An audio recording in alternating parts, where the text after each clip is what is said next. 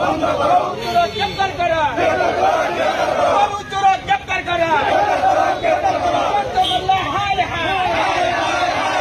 সরকার, হায় হায়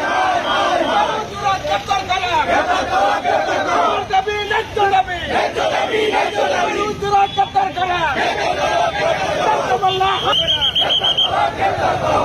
হাত আছে যদি করুন গ্রেপ্তার করা, হায় হায়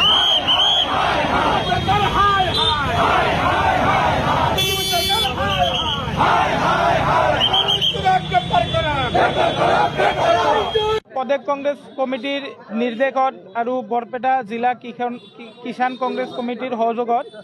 আমি বৰপেটা জিলা কংগ্ৰেছ কমিটি এটা প্ৰতিবাদ সাব্যস্ত কৰিছোঁ। আপোনালোকে আজি কেইবাদিনৰ পৰা দেখি আছে যে গৰুকুটি লৈ গুজৰাটৰ পৰা যিসমূহ গীৰ গাই চৰকাৰে আনিছিল, ৰাজসাহায্যযুক্ত গীৰ গাই, সেই গীৰ গাইসমূহ কেনেকৈ বিজেপিৰ মন্ত্ৰী বিধায়কসকলে ভগুৱাই লৈ গৈছিল তাৰ বিৰুদ্ধে আমি প্ৰতিবাদ সাব্যস্ত কৰিছোঁ।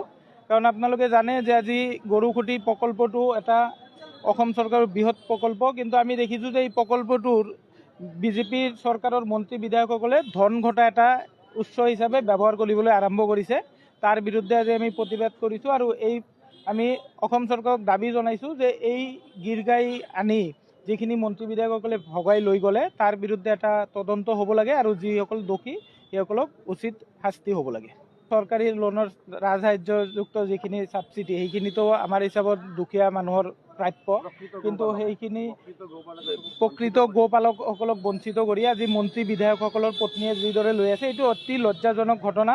আৰু তাৰপিছত আমি দেখিছোঁ যে যোৱাকালি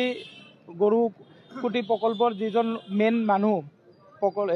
পদ্ম হাজৰিকা, তেওঁৰ কথাত এটা স্পষ্ট হৈছে যে চৰকাৰে গুজৰাটৰ পৰা মুখ্যমন্ত্ৰীৰ হেঁচাত ৰাজসাহায্যযুক্ত এই গীৰ গাইসমূহ আনিছে আৰু মন্ত্ৰী বিধায়কসকলৰ মাজত ভগুৱাই ল'বলৈহে আনিছে তেওঁলোকে সাংসদসকলৰ মাজত। এইটো খুব দুৰ্ভাগ্যজনক। অসমৰ ৰাইজে এইবিলাক কথা স্পষ্টভাৱে তেওঁলোকে চাই আছে আৰু এইটো মই ভাবোঁ যে ইয়াৰ প্ৰত্যুত্তৰ অহা 2026-ত বিজেপি চৰকাৰক অসমৰ ৰাইজে দিব। বন্ধ করা, বন্ধ করা, বন্ধ করা, গ্রেপ্তার করা, গ্রেপ্তার করা, হায় হায় সরকার, হায় হায়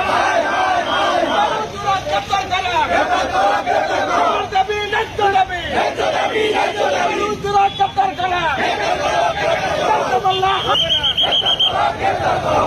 হাত আছে যদি করুন গ্রেপ্তার করা, হায় হায়